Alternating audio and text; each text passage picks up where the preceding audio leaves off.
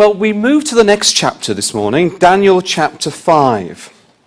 And as we move to the next chapter, we've already said that the vessels have been taken out of the temple of Jerusalem and placed in the house of Nebuchadnezzar's God.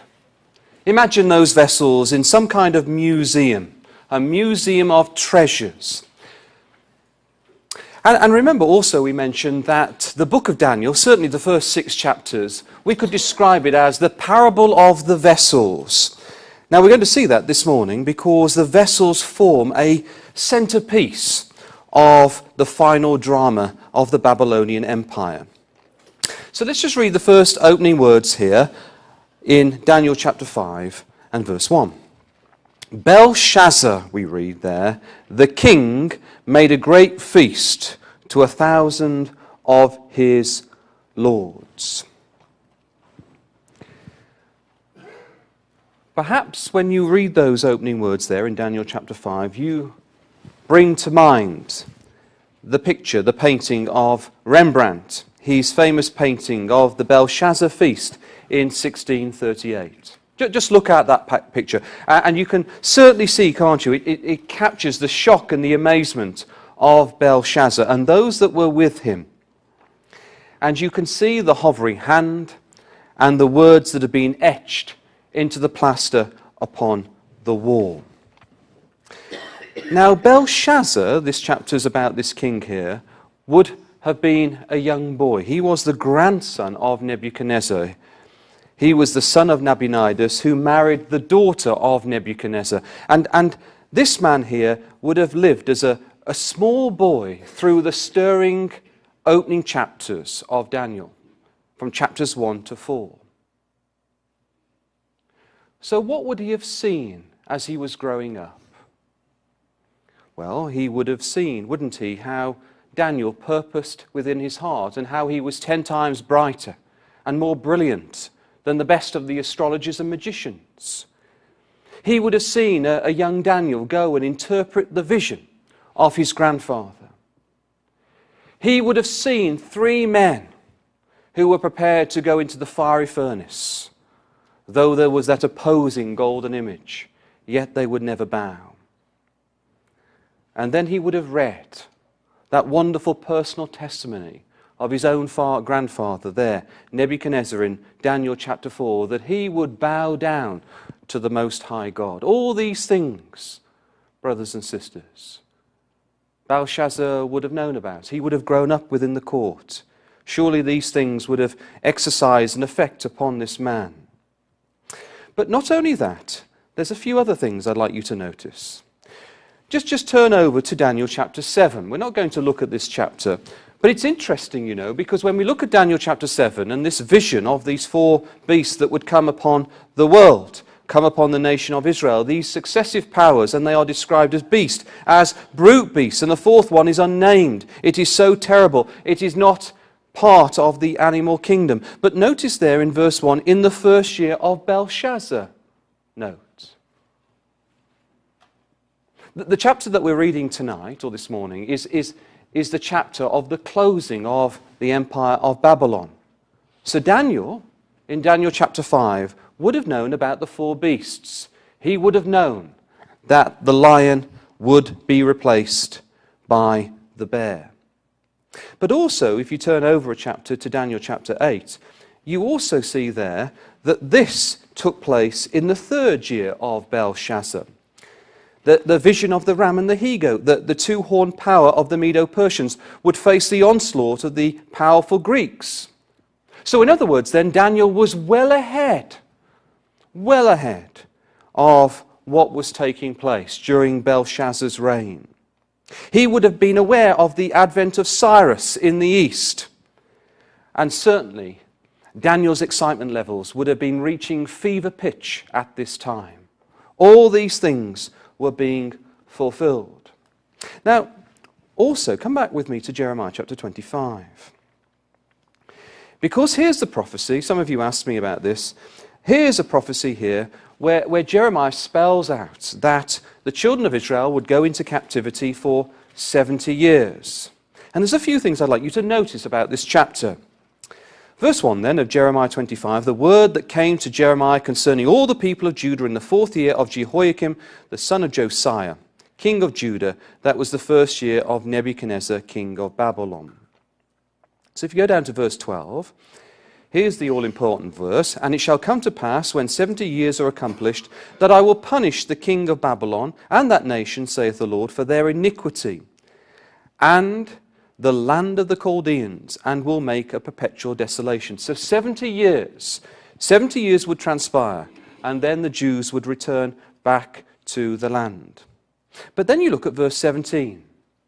Then I took the cup at the Lord's hand, and made all the nations to drink, unto whom the Lord there. And that's interesting, isn't it? Hath sent me. Because here we see that the nation of Babylon, the empire of Babylon, is likened to a cup. And I want you to notice this. It's the cup in the Lord's hands. We're going to look at that a little later. And all the nations of the earth had drunk of her wine. All the nations had become intoxicated by Babylon. All the nations of the earth were bowing down to the golden image in Daniel chapter 3. And because all the nations were intoxicated, this would then bring an end to this empire. Can you see that, brothers and sisters? Very powerful allusions to Revelation, isn't it? Drunken of the blood of the saints in Revelation chapter 17. Babylon, the great, the mother harlots, and the abomination of the world, or the earth. So there's a lot of interesting connections there. So given that these prophecies were made, Belshazzar is going to take no notice. Come back to Daniel chapter 5. He's going to pour contempt on the prophecies that spoke of these vessels that were going to return. These vessels at this moment in time were in the treasure house, weren't they? But he's pouring contempt. He's disregarding it. He's putting it to one side. And he's now going to call out for these vessels to come out of the treasure house, and he's going to drink from them. In other words, he's saying, these vessels are going nowhere. They're staying here. I will be drinking from them. They will not be returning, just as these prophets of God had stated. Well, let's just read these opening verses then of Daniel chapter 5. Belshazzar the king made a great feast to 1,000 of his lords, and drank wine again before the 1,000. Belshazzar, while he tasted the wine, commanded to bring the golden and silver vessels which his father Nebuchadnezzar had taken out of the temple, which was in Jerusalem, that the king and his princes, his wives, his concubines, might drink therein. Then they brought the golden vessels that were taken out of the temple of the house of God. Notice it's the golden vessels emphasized there. The golden vessels that were taken out of the temple of the house of God, which was at Jerusalem, and the king and his princes, his wives and his concubines, they drank in them. Now, I want you to notice, verse 2, that there was King Belshazzar, and he tasted of the wine. Now, I don't want you to imagine King Belshazzar as some kind of wine connoisseur here, sniffing the bouquet and delicately drinking the wine. That's not the idea of the word at all. The idea is that this man was totally inebriated. He's drunk out of his mind.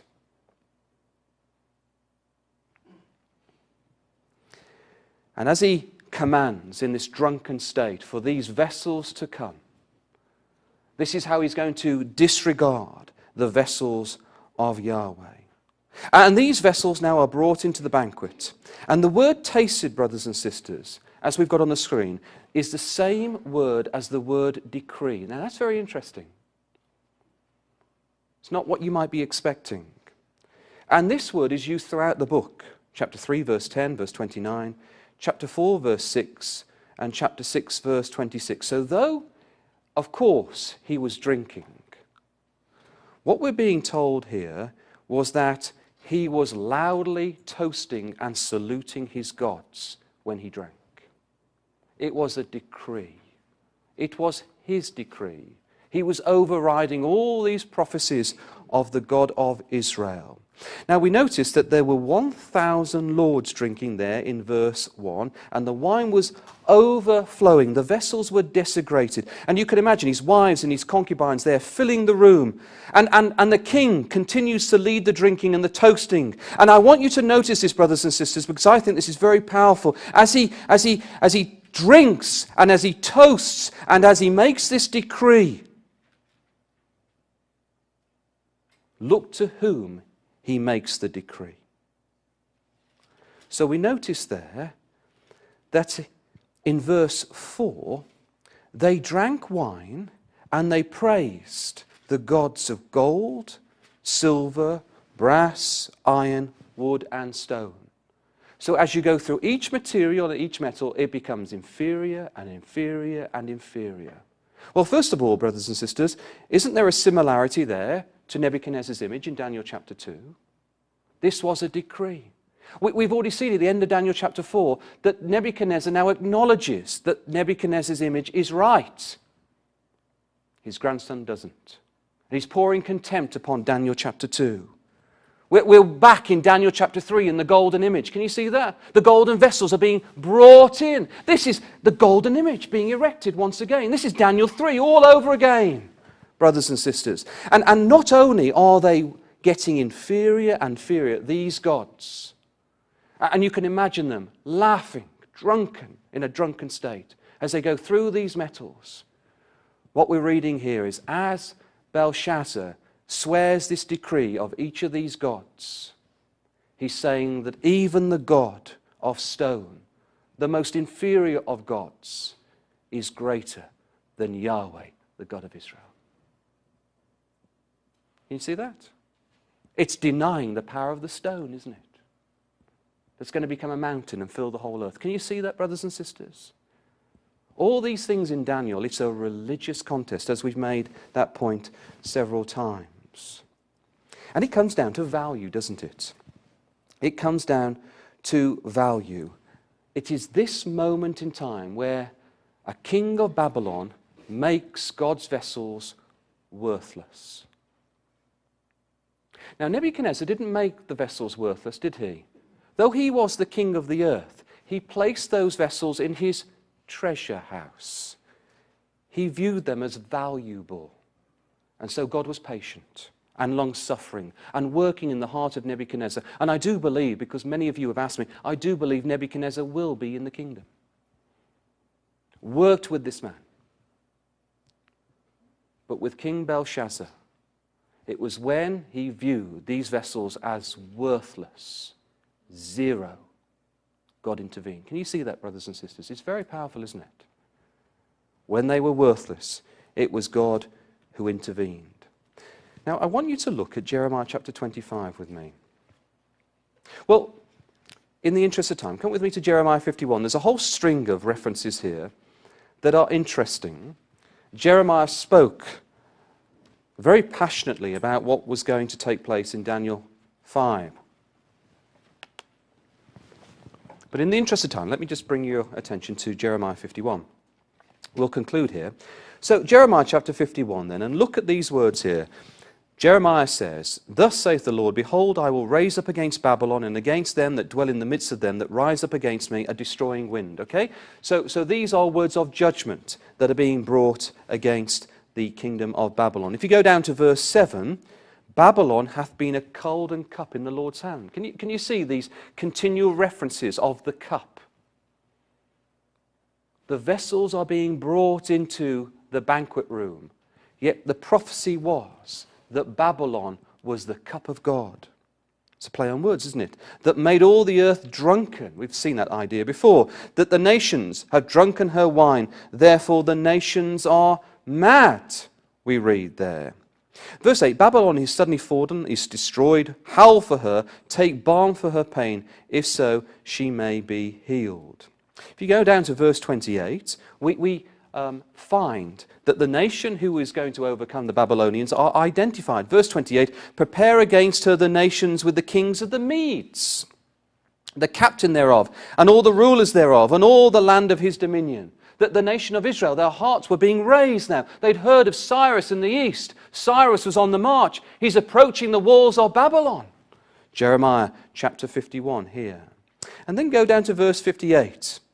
Thus saith the Lord of hosts, the broad walls of Babylon shall be utterly broken, and her high gate shall be burned with fire. Now that was a powerful, powerful message. I don't know if you've ever seen a bird's eye view of the city of Babylon. The entire perimeter of the walls, there were 3 parallel walls of 21 feet high. And across all the walls were soldiers. And if that wasn't sufficient, there was a 300 feet broad moat that surrounded the city. It was impregnable. It would stand forever. No wonder Daniel, when he said those words to Nebuchadnezzar, that Nebuchadnezzar at first just could not accept. Or perhaps it was over 20 years, we don't know. But that's why that golden image was established, because the walls were impregnable. It was designed to last forever. But here, Jeremiah the prophet says, these walls would be utterly broken down. And then the message is emphatic. Notice verse 64, and thou shalt say, thus shall Babylon sink, and shall not rise from the evil that I will bring upon her. And what Jeremiah does, and I want you to imagine this in the court, it was a very powerful metaphoric message. There was Jeremiah, and he reads from the scroll that Babylon would never rise again, and he places a stone within this scroll, and he throws it into the river Euphrates, and the scroll goes down to the riverbed as a message, as a figure, as a metaphor, that Babylon would never rise again. But Nebuchadnezzar was just laughing these words to scorn.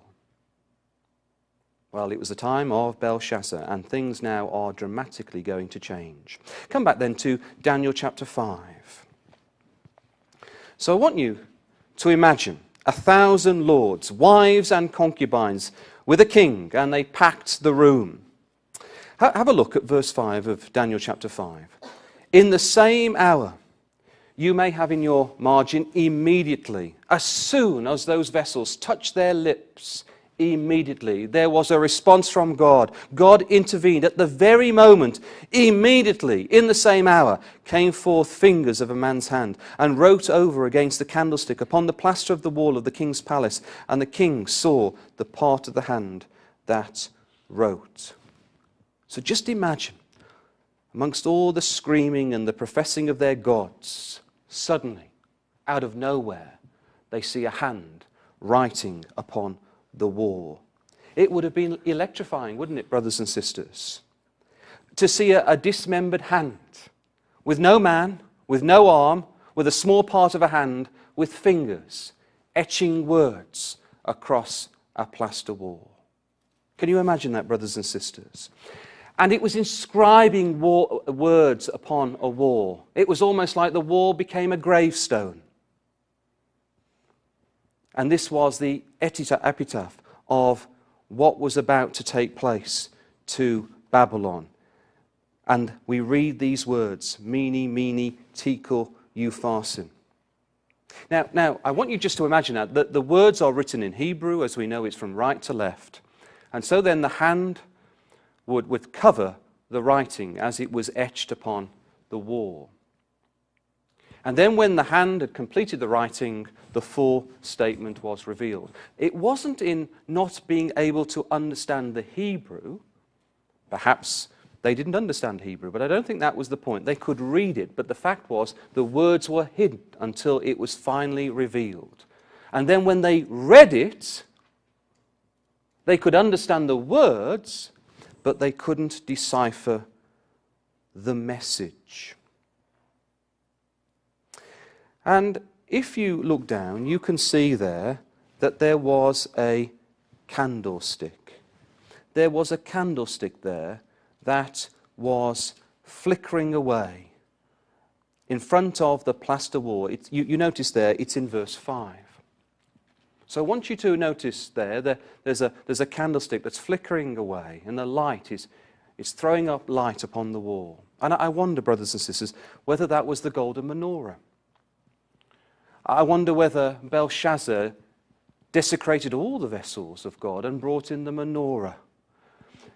And how poignant that would be if that was the menorah, God's light, which was there in the midst of the tabernacle and the temple. And those lights never went out. And it was that light that was throwing up light upon the wall and revealing the message from the hand of God. Now, this wasn't new, was it? Remember when Joshua went into the land? What did he do? He took 2 great boulders, didn't he? And he plastered them. And he placed the law of Moses upon those stones. Can we just have a read about that? Deuteronomy chapter 9, because it's an interesting expression that's used here. Can you remember how Moses describes these 2 whitewashed, plastered rocks or stones? Well, he says that they were written by the finger of God. Let's have a look at that. Deuteronomy chapter 9. And as we read these verses, just connect with what we've just been looking at in Daniel 5. Deuteronomy 9 and verse 9, when I was gone up into the mount to receive the tables of stone, even the tables of the covenant, which the Lord made with you, then I abode in the mount 40 days and 40 nights. Verse 10, and the Lord delivered unto me 2 tables of stone, written by the finger of God. And on them was certain according to all the words which the Lord spake with you in the mount, out in the midst of the mount, in the fire in the day of the assembly. Now, so we've got the finger of God. The finger of God has written the law. But what was the law? How did the law start? Can you remember, brothers and sisters? Well, go back to Exodus chapter 20. What was the first? What was the first bit of text that was there upon the stones? Well, we know this well, don't we? Here we read of the 10 Commandments, but just notice how it begins. Exodus chapter 20, verse 3. Thou shalt have no other gods before me. Thou shalt not make unto thee any graven image or any likeness of anything that is in heaven above or in earth beneath, or that is in the water under the earth. Thou shalt not bow down thyself to them, nor serve them, for I, the Lord thy God, am a jealous God, visiting the iniquity of the fathers upon the children unto the 3rd, 4th generation. Can you see that? That's exactly what Babylon, Nebuchadnezzar and Belteshazzar had done. They had made other gods, they had made graven images, and they had bowed down. And there was Belshazzar, there. And the very words that were inscribed upon the wall, made by the finger of God, would have told this king that these words on the wall had been there for a long, long time, brothers and sisters. A long, long time. We'll come back to Daniel chapter 5. And we have very descriptive language in how Belshazzar responded to these words. Verse 6 then. Then the king's countenance was changed, and his thoughts troubled him, so that the joints of his loins were loosed, and his knees smote one against the other. So the language is very descriptive here.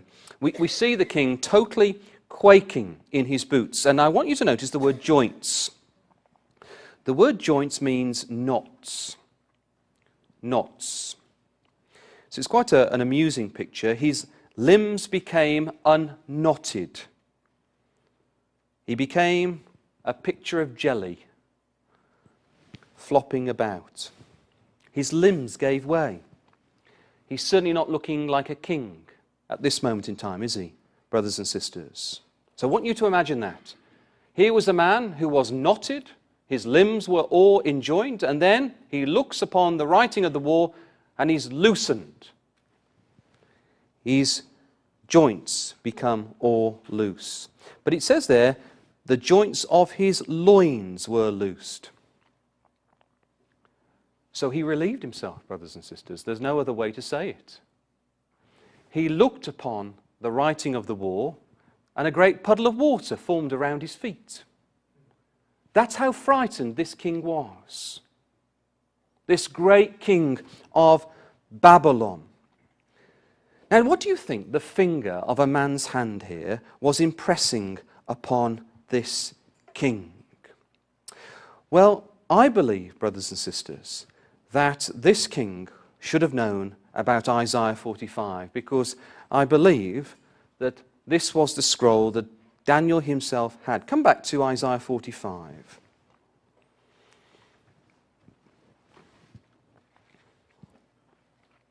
And I want you to imagine how all these things were taking place in the court there, in the banquet room.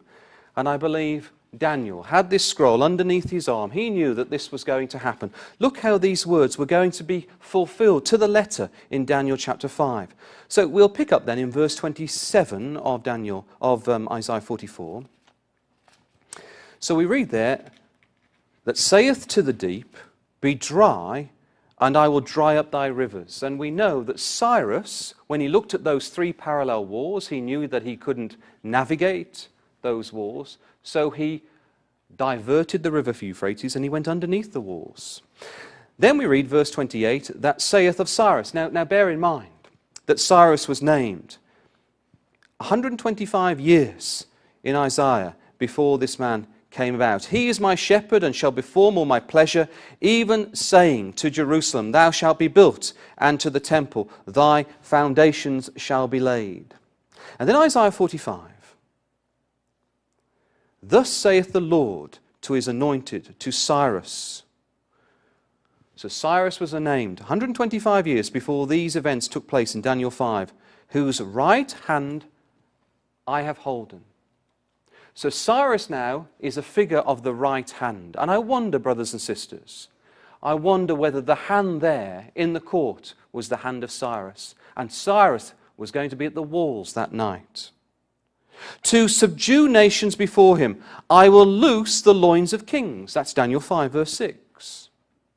To open before the two-leaved gates. Now, historians tell us that the Babylonians felt so oppressed by Nebuchadnezzar that when the Babylonians first entered the city underneath the walls, they actually opened up the doors. Because Nebuchadnezzar, and certainly Belshazzar, was understood to be a very oppressive king, where Cyrus, historians tell us, hated slavery. And so they felt then their lives under Cyrus would be much better. So they opened up the doors. And the gate shall be shut. I will go before thee and make the crooked places straight. I will break in pieces the gates of brass and cut in asunder the bars of iron. Why? For I am Yahweh, verse 5, and there is none else. There is no God beside me. Can you imagine? I think Daniel had this scroll. And when it all happened and Cyrus came in, he said, look, it was all done. Did you divert the river Euphrates? Oh, yes, I did. Did you find that some of the gates were open? Yes, we did find that. Can you see that hand? I can't miss it, Daniel. Do you see the puddle on the floor? Yeah, I can see that. Is your name Cyrus? Yeah. Well, this is what you've got to do next. You what? You've got to return the vessels and send the Jews back. Okay, I will. That's exactly what happened. And no wonder by the time we get to Daniel chapter 6, Daniel is the prince of the Medes and the Persians. He's number 2. He's preferred amongst the presidents. Isn't that wonderful, brothers and sisters? And I believe Isaiah 44 and 45 was there to help Daniel. Daniel in the court in Daniel chapter 5. Now, when you come back to Daniel chapter 5 here, we left the king, didn't we, looking like jelly. His colour drained from his face. He's relieved himself in fright. And he goes on a little more, doesn't it? You notice there that the king cried aloud in verse 7. You'll notice in your margin, with might. This is a king that's frightened like a young child. He was once bellowing out proudly.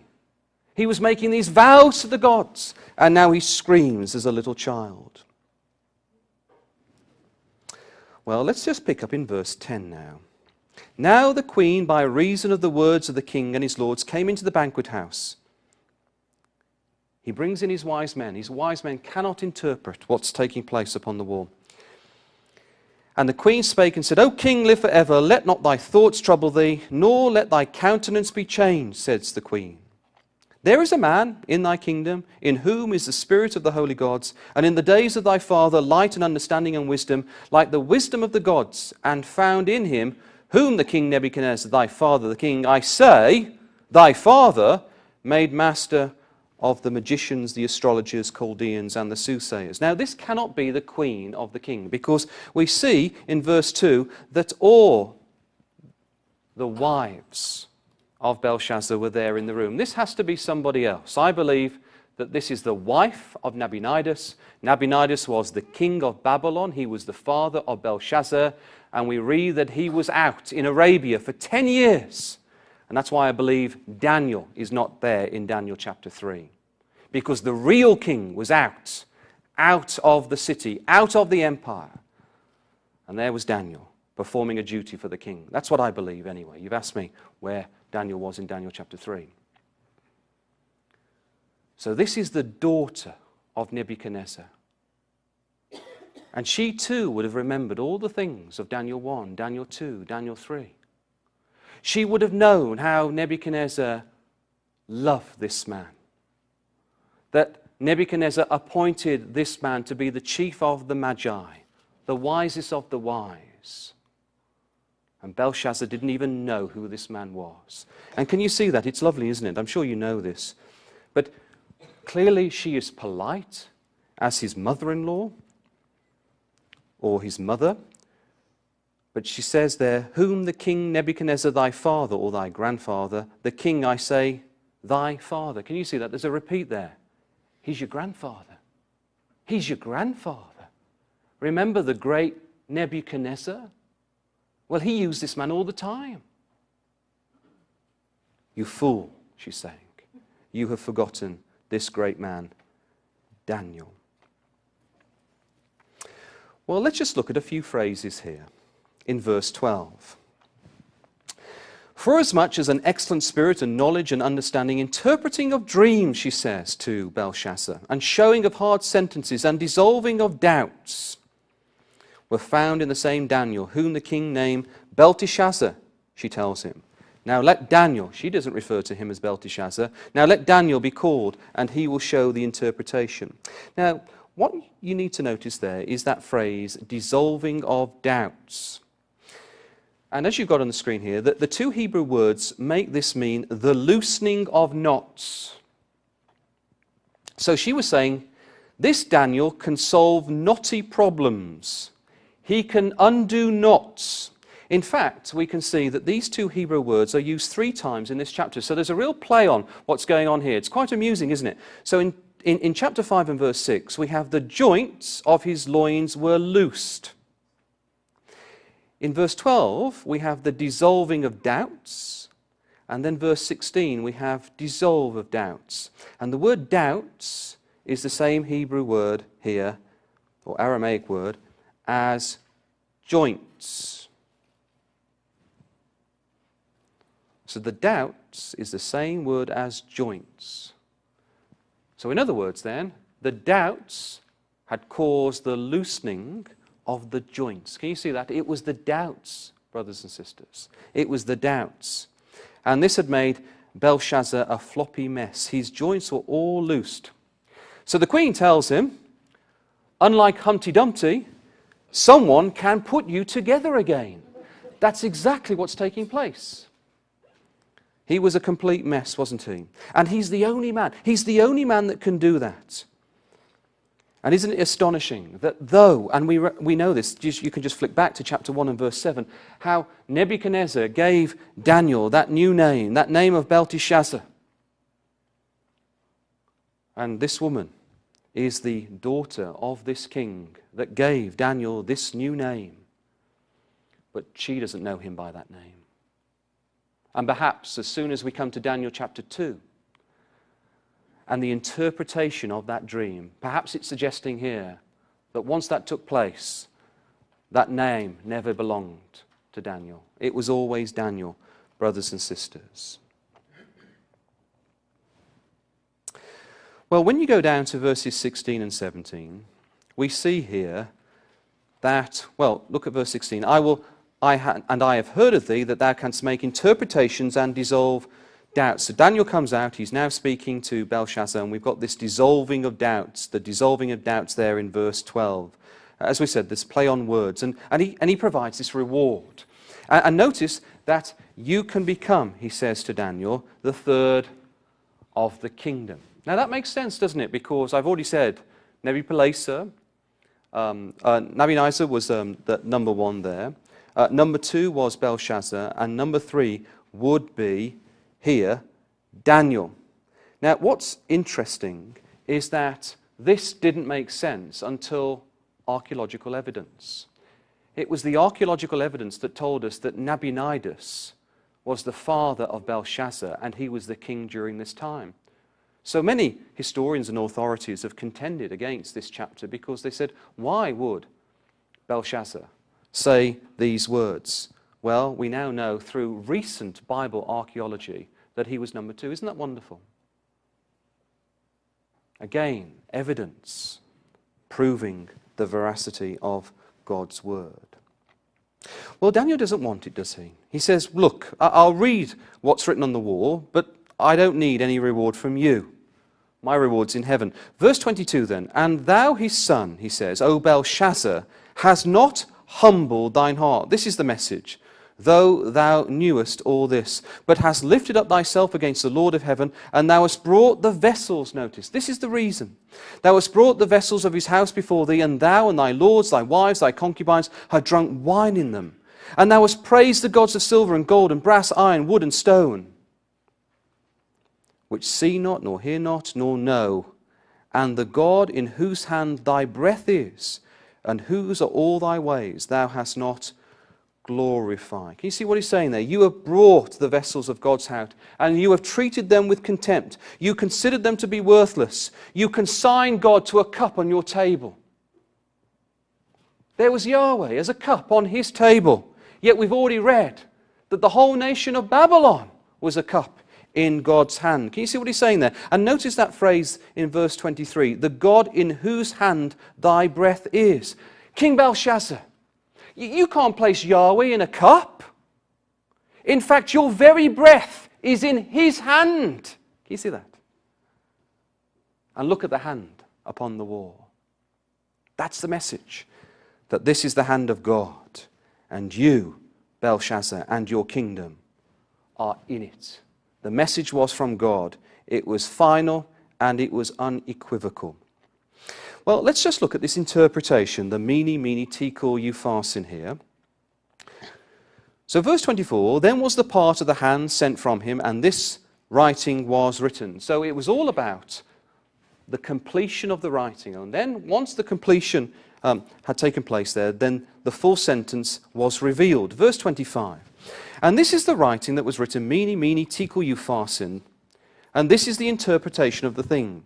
Mene, God hath numbered thy kingdom and finished it. Tekel, thou art weighed in the balance and art found wanting. And Perez, thy kingdom is divided and given to the Medes and the Persians. So we just want to briefly just go through these things here. We notice as we look at these words that they are words of value and weights. Now that's interesting, isn't it? Because we've already emphasized that this was all about absolute value. Who had absolute value? And here God is saying, at the end of this kingdom, I am absolute. When you made me worthless, I told you I am absolute. Now, so the first word then is the word numbered. The years were numbered of Belshazzar. Now, I believe that these were numbered to the day. I believe that it was almost to the day, possibly to the day, that the vessels had entered into Babylon 70 years earlier. Look at this, brothers and sisters. Come back with me. Keep a hand in Daniel. Come back with me to Jeremiah chapter 26. This is a slightly different account that we've looked at before. This doesn't relate to the 70 years of Jeremiah chapter 25, but it relates to the king and the period of the kings. And look at these words. Jeremiah chapter 27. And bear in mind as we read these words, we've said Nebuchadnezzar, Nabonidus, and King Belshazzar. A grandfather, a father, and a son. Look at this. Jeremiah chapter 27, verse 6. And now have I given all these lands into the hand of Nebuchadnezzar, the king of Babylon, my servant, and the beasts of the field have I given him also to serve him. So this whole kingdom had been given by God. But notice these words here.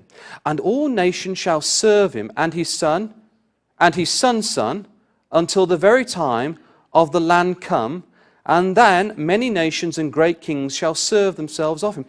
Look how accurate that is, brothers and sisters.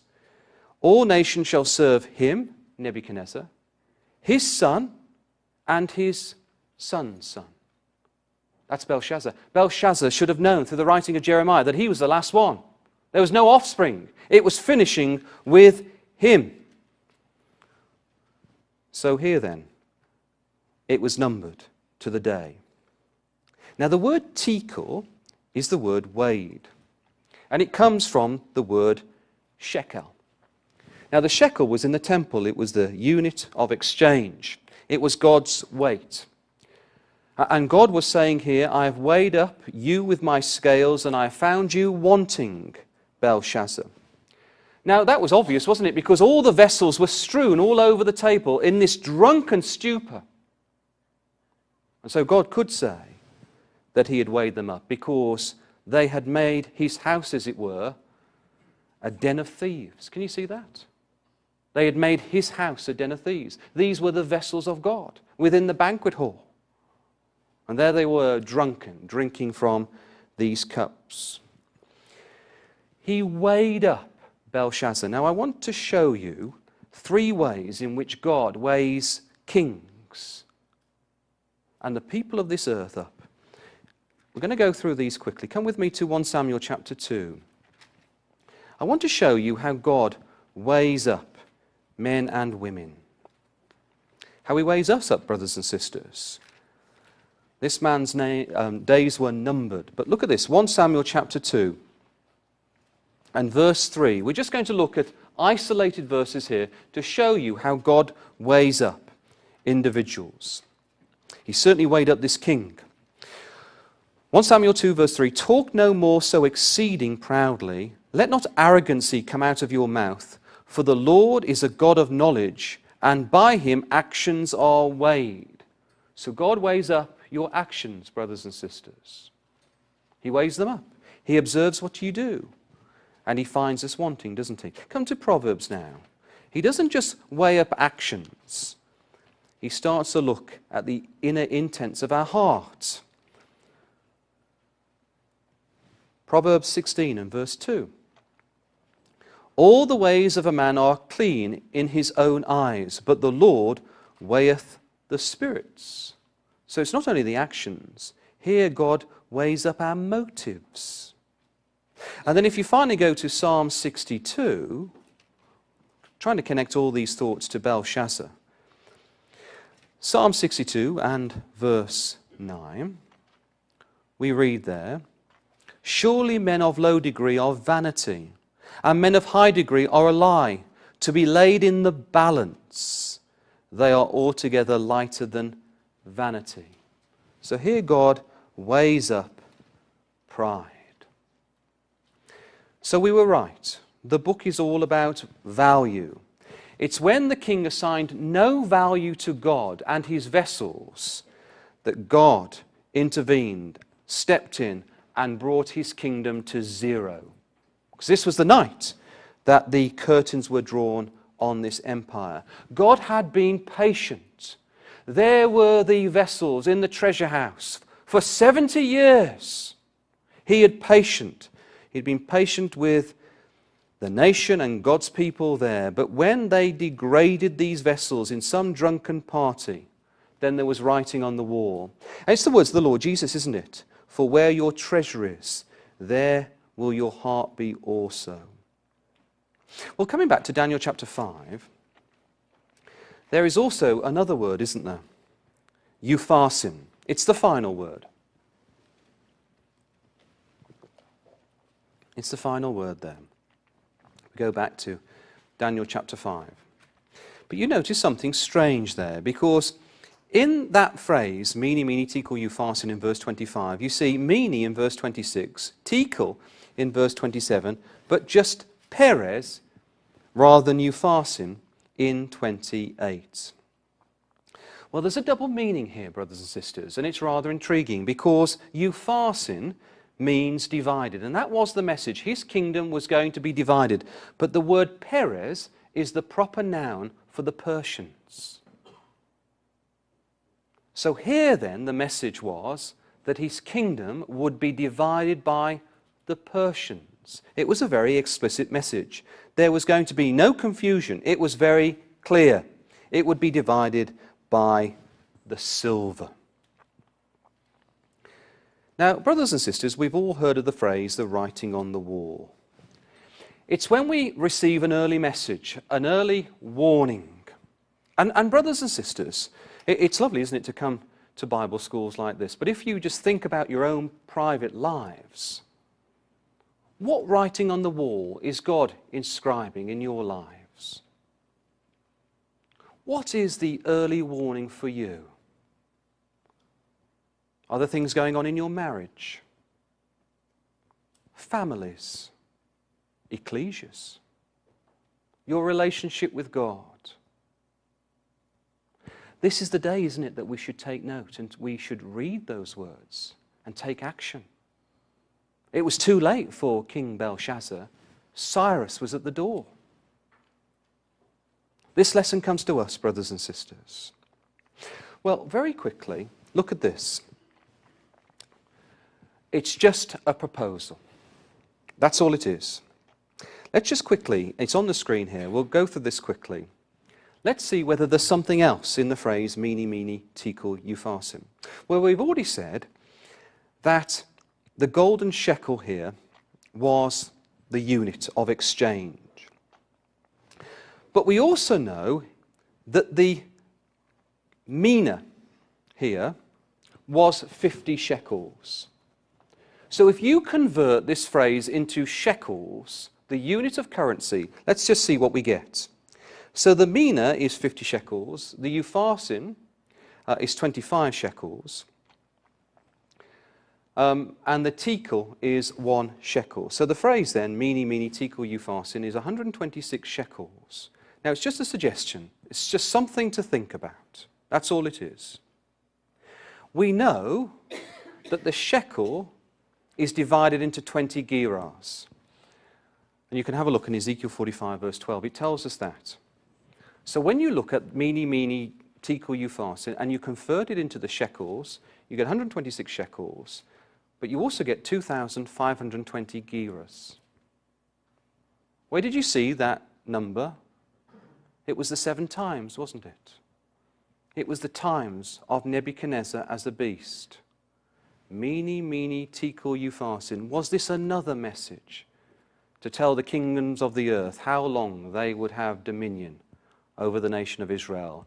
And in 1917, that image of Nebuchadnezzar began to shake a little because the Jews are streaming back. Just a suggestion, just a thought, brothers and sisters, something to think about for yourselves.